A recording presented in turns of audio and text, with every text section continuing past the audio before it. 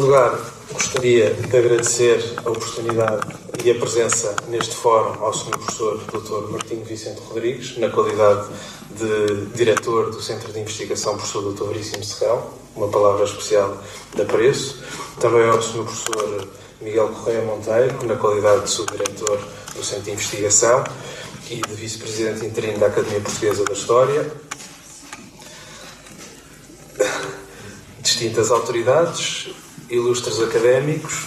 uma saudação a todos quantos nos acompanham também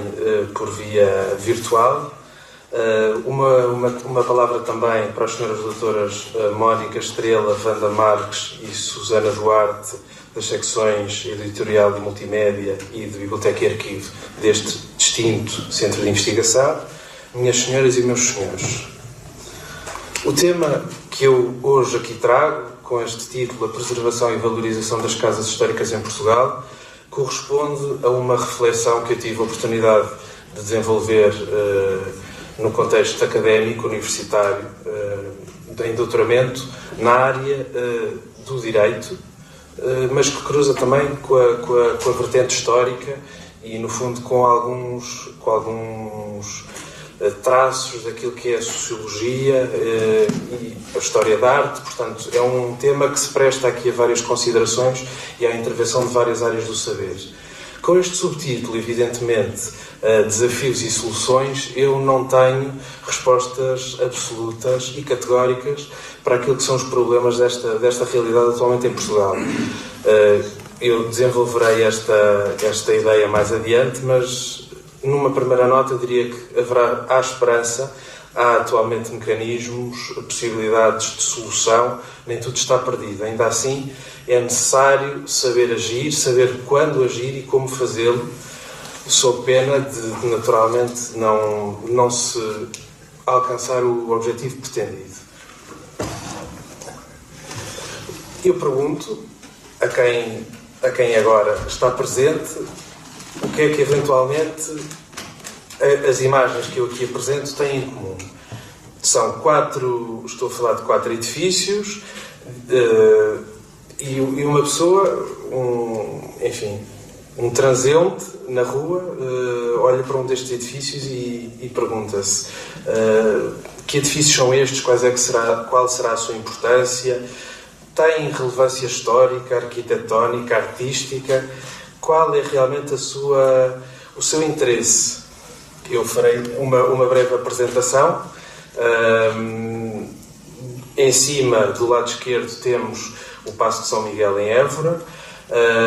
À direita, em cima ainda, a Casa de Sesimbra em Guimarães. Em baixo, do lado esquerdo, a Quinta da Lameira em Porto Alegre. E em baixo, à direita, o Paço de São Cipriano também em Guimarães. E mais uma vez, eu repito a pergunta. O que é que 4 edifícios espalhados pelo território nacional continental, mas também existem nas ilhas, Açores e Madeira, o que é que estes edifícios podem ter em comum? E a resposta só pode ser uma. Todos eles se enquadram naquilo que é o conceito de uma casa histórica. O que é então verdadeiramente o que é ser uma casa histórica? Não há, diria eu, um conceito unívoco sobre o que é que isto é. À luz, no nosso ordenamento em Portugal, na Europa, há várias variantes daquilo que é esta definição. Há conceitos que são legais, há conceitos que partem da doutrina, de investigadores diversos. Não diria que não há necessariamente uma definição. Ainda assim, através daquilo que são atualmente as leis e as normas relativas ao património cultural, nós podemos definir da seguinte maneira, ou pelo menos atestar segundo certos critérios, que são estes 2 que eu aqui apresento, que são os que constam da Lei de Bases do Património Cultural. Portanto, estas 2 características são aquelas que estão hoje positivadas na nossa lei e que são mais facilmente identificáveis como podendo integrar estes edifícios na categoria de casas históricas e imóveis históricos. Por um lado, diz que é um bem que é testemunho de um valor de civilização ou de cultura e que, por esse motivo, deve ser objeto de especial proteção e valorização. E, por outro lado, revela um interesse cultural, histórico, arquitetónico, artístico, social ou técnico-científico. Um bocadinho por todas estas razões que se podem considerar que este tipo de edificado merece justamente a nossa contemplação, o nosso carinho, a nossa tentativa de o proteger, porque não estamos a falar só de um aspecto técnico, não estamos só a falar de artes aplicadas. Quando falamos em casas históricas, e se não olharmos só mesmo para o edificado, se formos beber uma noção mais lata daquilo que é uma casa histórica, integramos sem sombra de dúvidas elementos muito dispares, como por exemplo sejam os bens móveis, o mobiliário, as artes aplicadas, como eu digo, a própria existência de um arquivo, ou seja, tudo aquilo que nos conta a história de uma determinada casa, de uma determinada localidade, de uma região, de uma família, dos seus proprietários, tudo isso pode ser subsumível ao conceito de casa histórica. E o legislador português, europeu, diria também a nível do direito internacional, há essa preocupação de ter uma visão ampla daquilo que é o património cultural e, muito em concreto, deste tipo de património. Ainda assim, continuando a definir, tentar ter um escopo incisivo sobre exatamente que realidade é que aqui estamos a falar, eu diria que há dois critérios que são absolutamente fundamentais para responder à pergunta à reflexão que me trouxe até aqui hoje. De que forma é que nós podemos preservar estes edifícios? Eu diria que realmente há aqui dois requisitos que são absolutamente fundamentais. Por um lado, temos que falar, evidentemente, de um imóvel que ainda esteja afeto ao seu uso originário, ou seja, uma casa histórica continua a servir como casa. Essa é uma primeira limitação. E a segunda é que ainda pertence a uma pessoa particular, a uma família ou a uma fundação, mas em que ainda existe uma ligação entre a propriedade e o proprietário. Quer seja o proprietário no fundo original, ou seja, os descendentes das pessoas que há 400 ou há 500 ou há 200 anos construíram as casas, quer isso tenha sido operado por diversas vicissitudes na nossa história, que por todos são subejamente conhecidos, em que tenha havido vendas, em que tenha havido partilhas, portanto não é necessário que esteja na posse da família originária. Agora, o porquê de se entender que estamos aqui a falar de duas características fundamentais? Por um motivo simples, que eu vou explanar mais adiante, mas que pode ser resumido esta circunstância. A partir do momento em que já não há essas vivências, em que já não há uma ideia de autenticidade, em que estamos a falar de um objeto que já não serve o seu propósito original, já não estamos a falar numa linguagem pura, já estamos a falar numa deterioração daquilo que é o conceito. Por outro lado, também importa explicar que, a partir do momento em que um imóvel já não pertence a uma família, mas pertence, por exemplo, a uma empresa, a uma indústria, ao Estado, os problemas que se colocam aos proprietários não são exatamente os mesmos.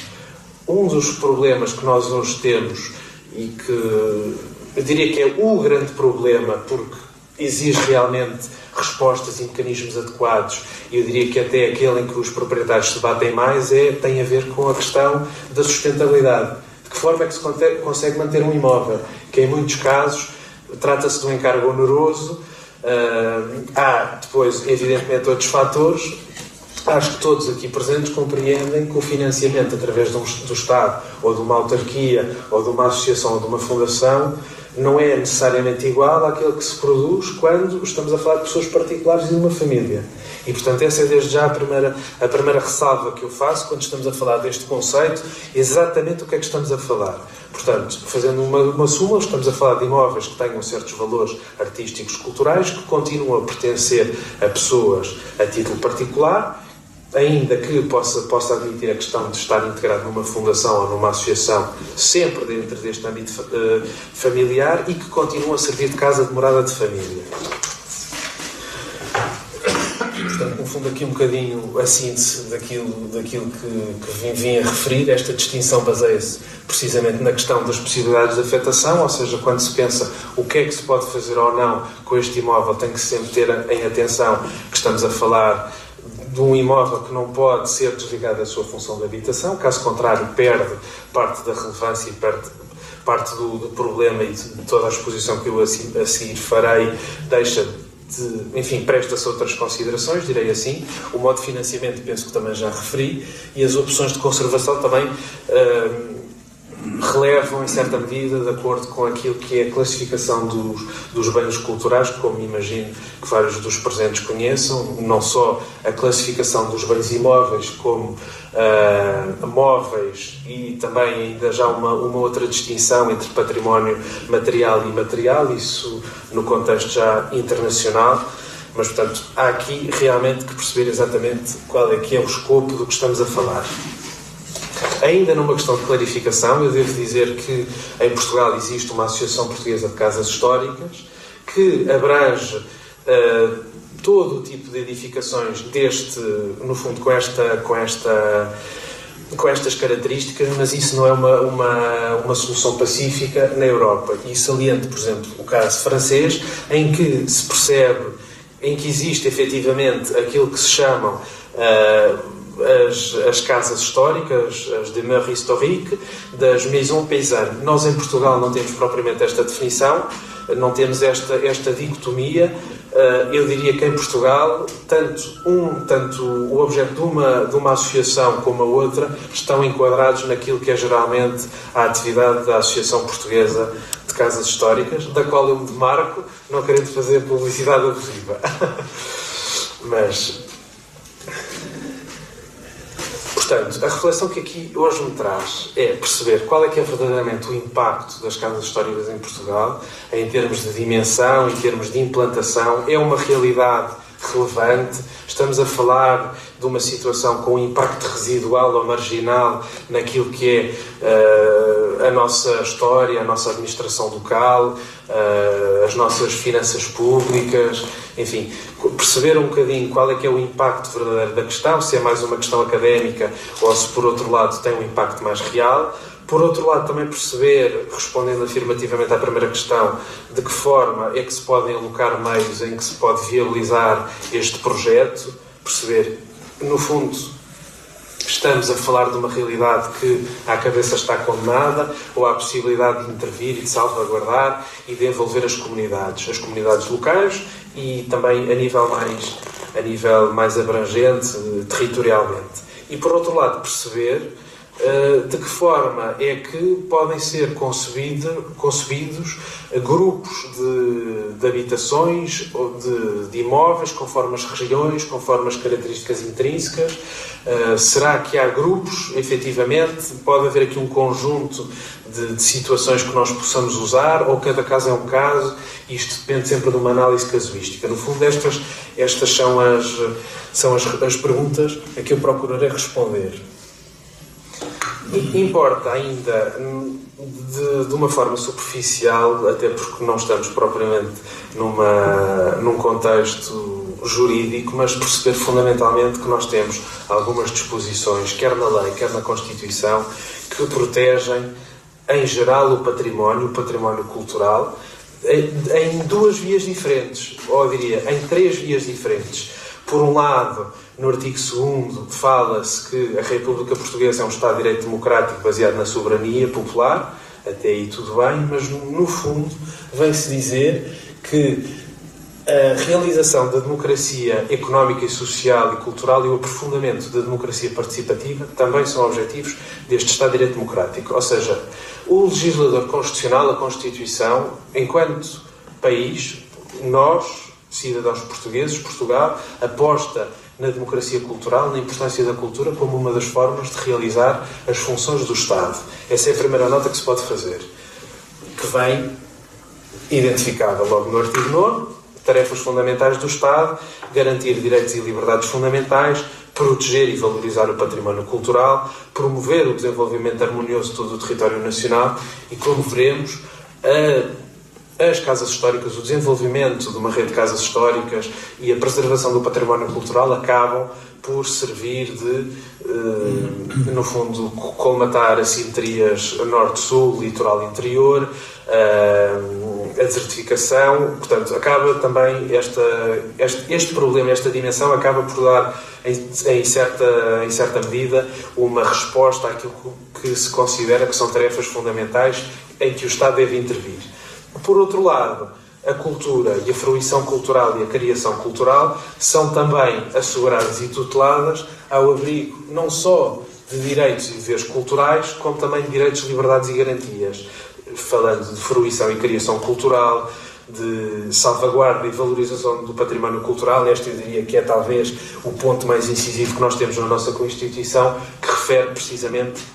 a necessidade imperiosa, que exige necessariamente colaboração, estamos a falar de direitos e deveres, de intervenção de vários atores, não só do Estado, dos particulares, de proprietários, de associações, de amigos, de moradores, enfim, no fundo existe uma colaboração dos vários agentes na sociedade.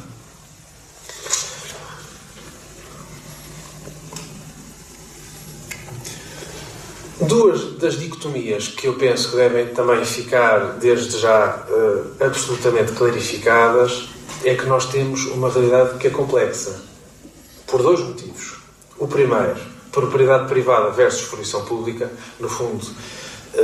aflorei já um pouco esta situação, que é, no fundo, reconhecer que nem todas as casas históricas têm potencial para se tornarem públicas. Apesar dos elevados custos, apesar de serem mais ou menos isoladas, apesar da desertificação do interior, eu penso que é absolutamente, eu não diria inaceitável, mas é pelo menos irrealista, considerar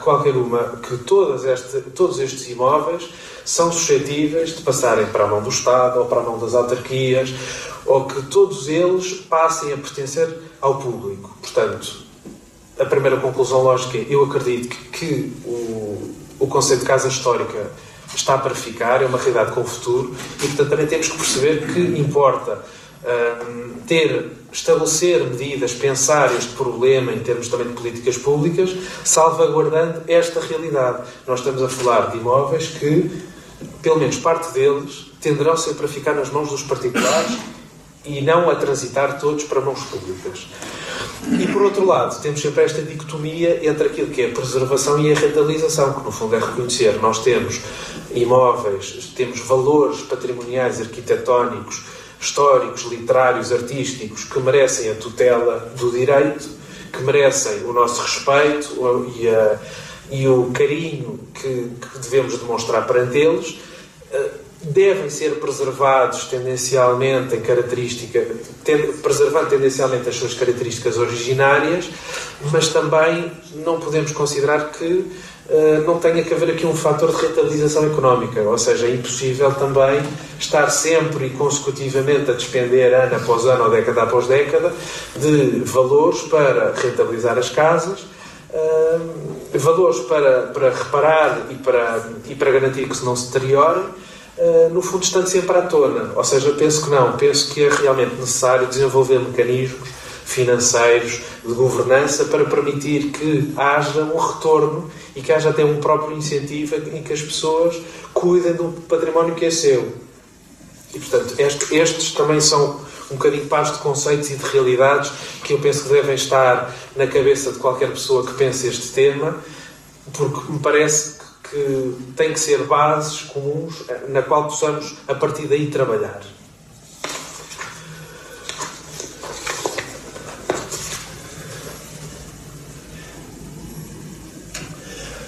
Lá está, mais uma vez, não querendo ser bastante exaustivo no plano do direito, nós continuamos a ter os tais direitos e deveres especiais dos cidadãos relativamente à definição das políticas, à colaboração na gestão do património cultural, nas tais formas organizatórias que devem ser desenvolvidas, naquilo que, lá está, acaba por ser tanto um direito como um dever. É um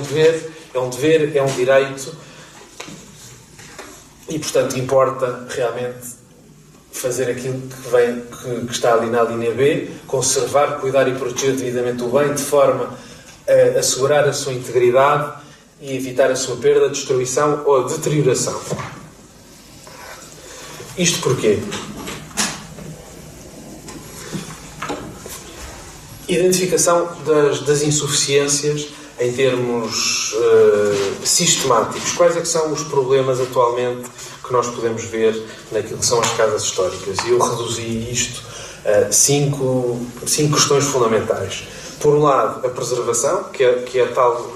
possibilidade de conservar, garantir que estes imóveis mantêm as suas características próprias. Por outro lado, a sustentabilidade, que lá está a dimensão da preservação, mas mais num domínio económico ou financeiro. Por outro lado, o conhecimento e divulgação, que está associado à questão do estudo, das visitas, da promoção cultural, do desenvolvimento integrado dos territórios. Por outro lado, as limitações ao uso, que vem um bocadinho na sequência daquela questão da classificação, ou seja, os imóveis, a partir do momento em que estão classificados como imóvel de interesse público, monumento nacional ou interesse municipal, passam a ter uma série de restrições ao nível da fruição das obras, que têm que ter necessariamente parecer dos agentes culturais, das autoridades nesta matéria, e, portanto, não diria que a classificação, à partida, impede que os imóveis sejam demolidos ou que haja intervenções urbanísticas que, no fundo, fazem com que percam relevância, porque, suponhamos, um imóvel histórico, uma casa histórica que tenha um jardim, ou que tenha um parque, ou que tenha uma quinta, ou que tenha uma área verde, a partir do momento em que temos uma operação urbanística de loteamento de um território, em que depois, no fundo, temos uma casa que depois fica descontextualizada de tudo o resto, em que não há propriamente consideração de naturezas urbanísticas ao nível municipal.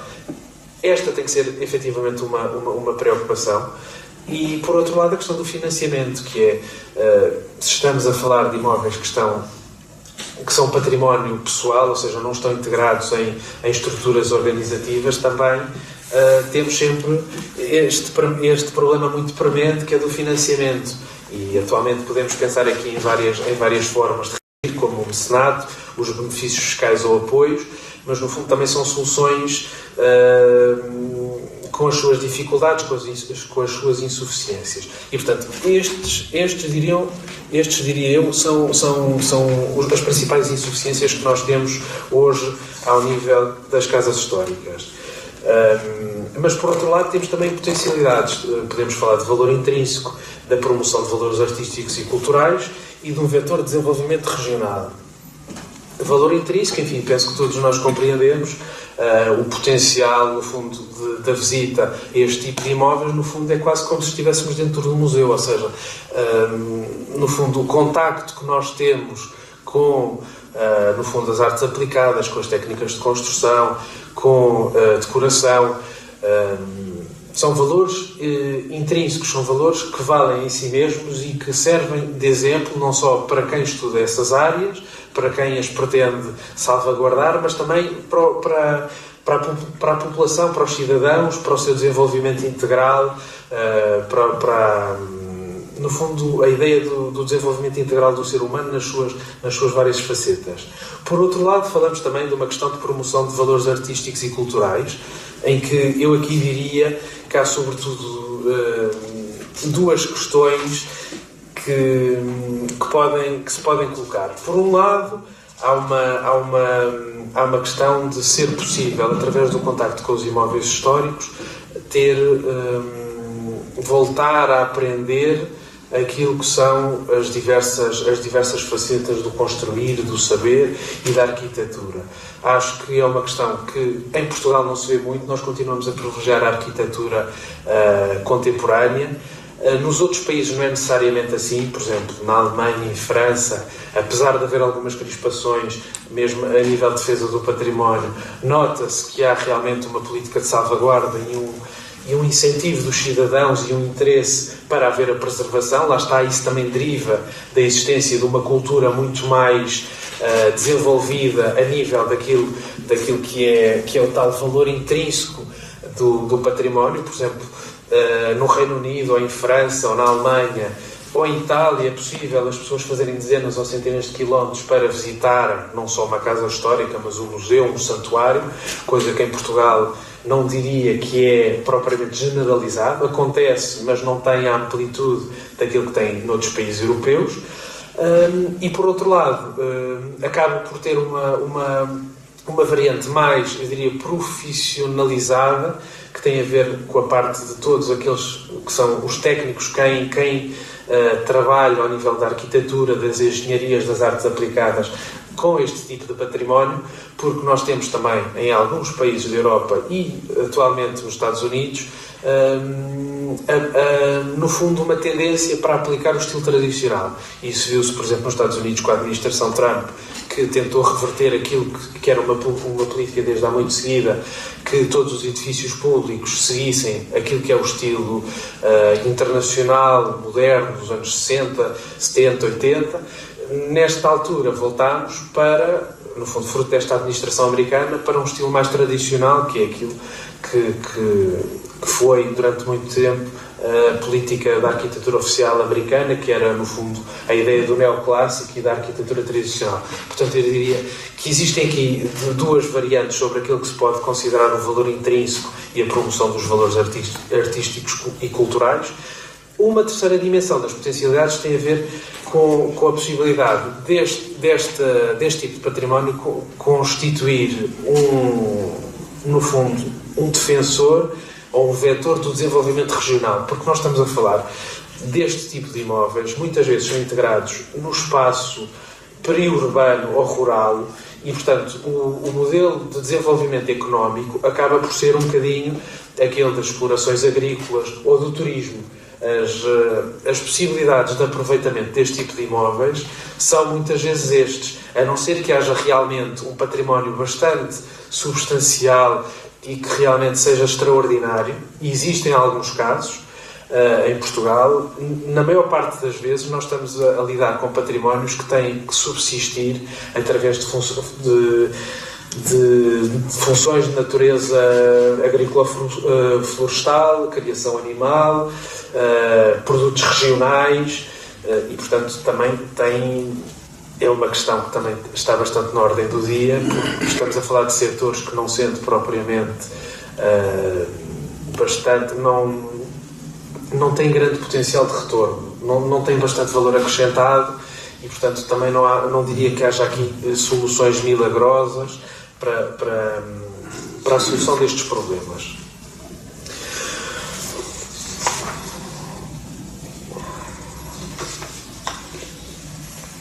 Ainda assim, eu diria que há aqui, conforme a situação dos bens culturais,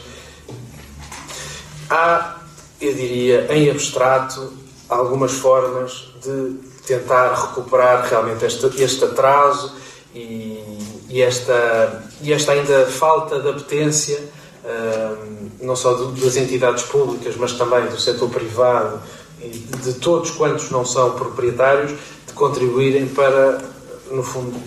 para desenvolver aquilo que é um património que acaba por pertencer a todos nós. Como eu disse, um dos principais problemas que aqui estamos a tratar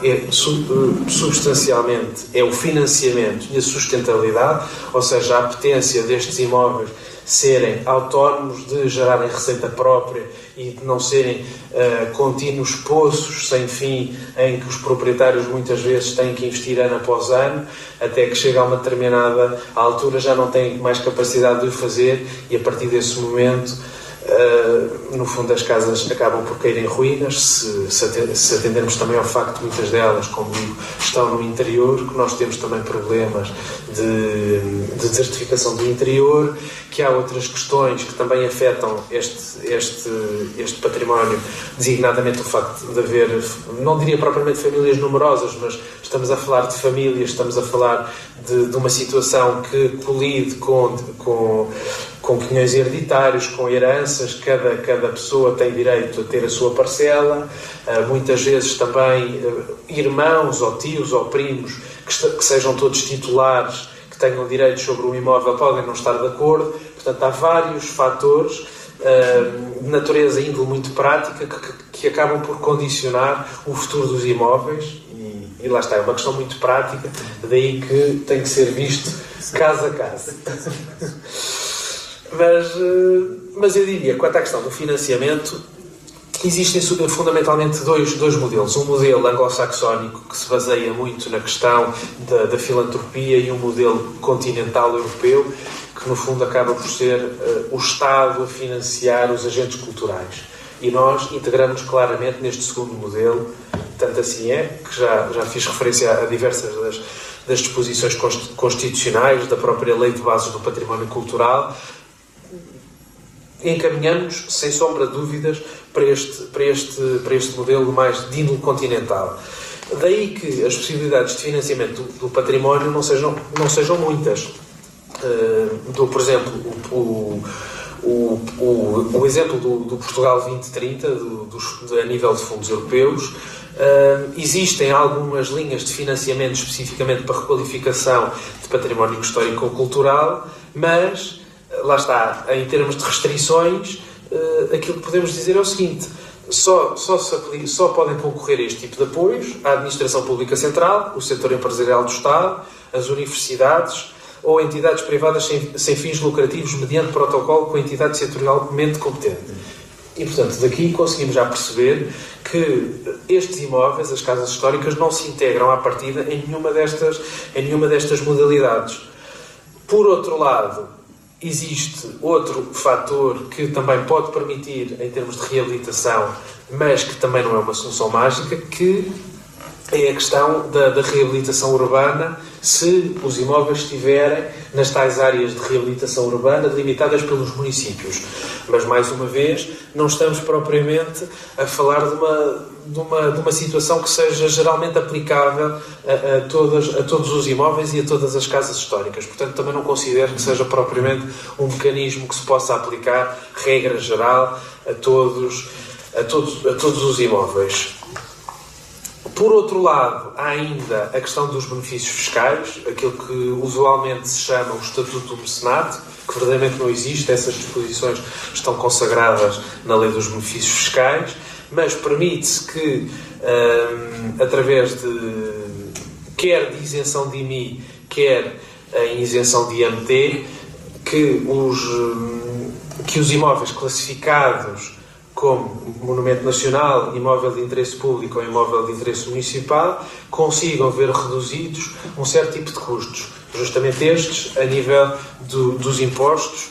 repito, do IMI e do IMT. Mas para isso há uma restrição, que é a tal classificação dos imóveis, que para muitos dos proprietários e em muitos dos casos pode ser mais prejudicial do que benéfica, porque a partir do momento em que nós temos um imóvel classificado, ele passa a estar sujeito a uma série de obrigações que podem não ser adequadas à realidade do cotidiano dos proprietários. Por exemplo, a nível de realização de obras, em que é necessário ter o aval das estruturas do património,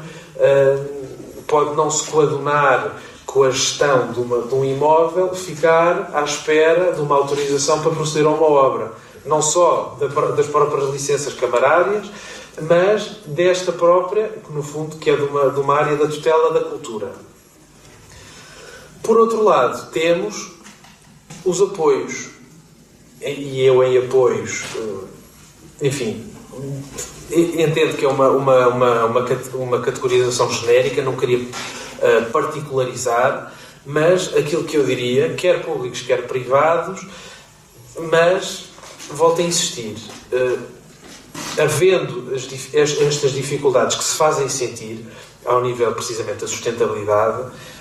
se estivermos a falar de pessoas singulares, dificilmente nós conseguimos estabelecer mecanismos adequados de salvaguarda.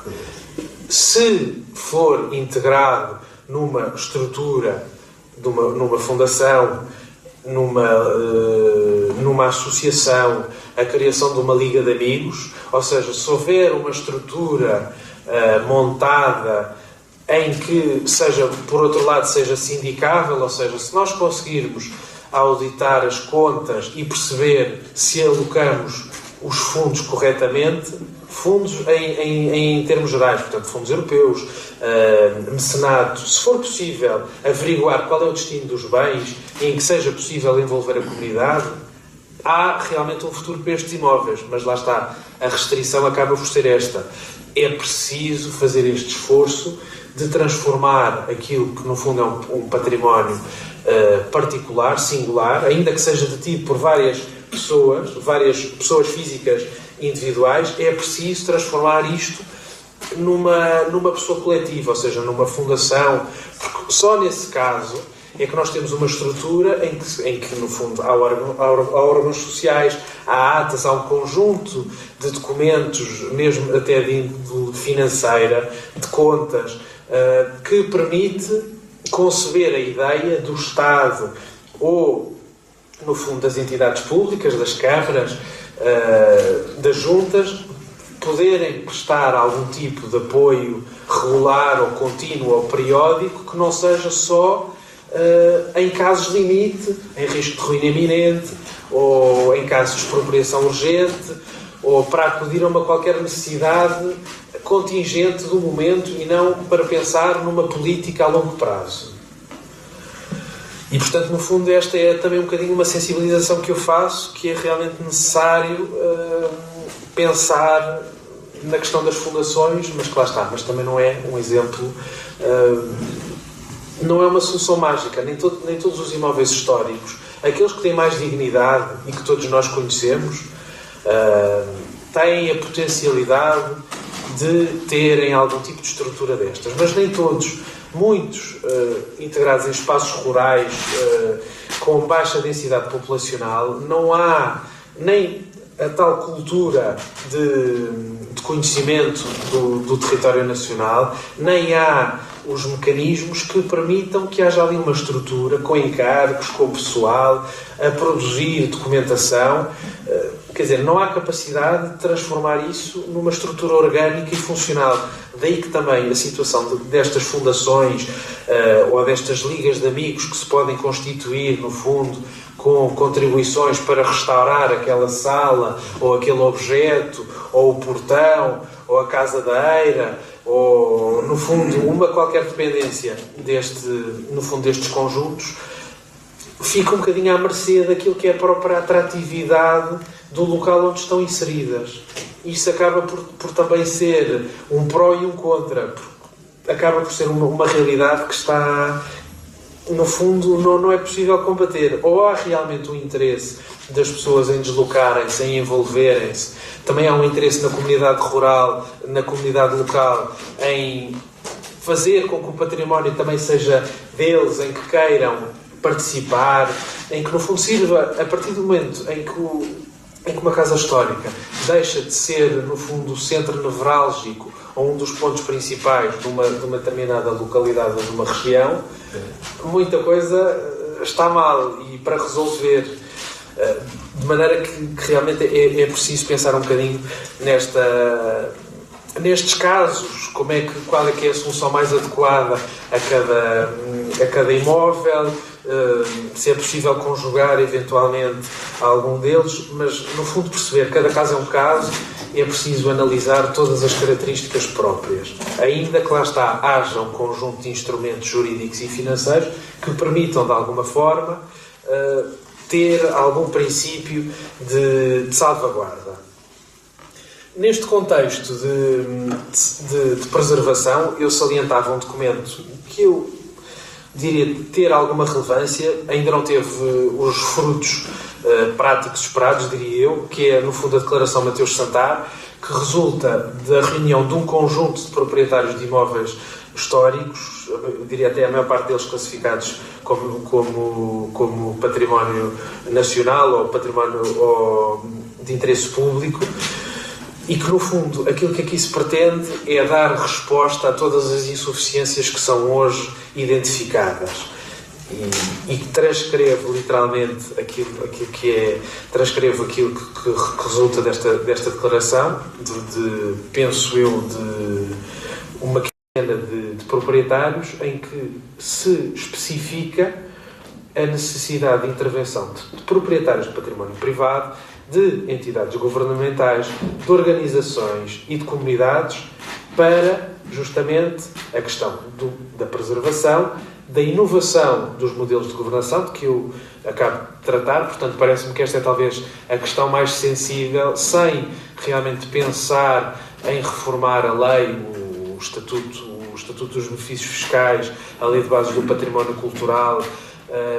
É preciso realmente repensar e até mesmo concretizar, porque a própria Lei de Bases do Património Cultural fala em obrigações do Estado em apoiar as iniciativas dos particulares quanto ao património classificado. E, portanto, também é necessário cumprir-se essa vertente, no fundo, da legislação, que até agora tem sido bastante insuficiente. Por outro lado, promover o desenvolvimento sustentável, a identidade nacional e mobilizar as comunidades para um esforço coletivo. Daí também esta questão. Parece muito que há aqui um efeito spillover, ou seja, a partir do momento em que nós consigamos atrair pessoas para o interior, é possível valorizar estas casas, mas vice-versa. Se começarmos a ter realmente também um olhar diferente para o potencial destes conjuntos e para o seu impacto real nas comunidades locais, também será possível avançar naquilo que é um dos atuais problemas das nossas políticas públicas e do nosso território, que é realmente a desertificação do interior e muitas vezes o desinteresse e a incapacidade por fatores diversos de estabelecer emprego e famílias no interior e no território nacional. Em jeito de conclusão, o que é que eu posso sumariar? Acho que ficou bastante explícito o meu entendimento relativamente à relevância, à absoluta necessidade das casas históricas no território, por diversos motivos. Ainda assim, claro que há bastantes reservas e bastantes problemas para resolver até que isso seja efetivamente uma realidade. Nós não nos podemos esquecer que o modelo que nós tivemos para este tipo para que este património florescesse, hoje em dia já não existe. No fundo, aquela ideia estávamos a falar de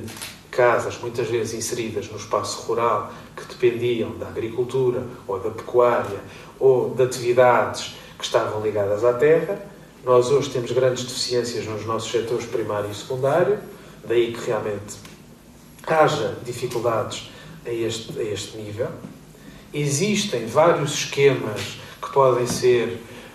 pensados em termos de salvaguarda, não só a questão da classificação, que isso eu diria que é uma questão jurídica, mas também modelos financeiros, modelos de organização, nomeadamente a questão da instituição de fundações, ou de fideicomissos, ou de associações de amigos de pessoas que se interessem pelos monumentos e que estejam dispostas a contribuir, mas também não será uma solução viável para todos, cada caso é um caso, como disse. Daí que me parece que seja absolutamente essencial a necessidade de desenvolver esquemas que contemplem todas estas vertentes que foram aludidas. Por fim, termino com 3 exemplos que, longe de serem representativos, são talvez aqueles em que, de forma mais premente, se pode aferir a existência realmente de um património e de um conjunto de excepcional valor, e em que realmente é possível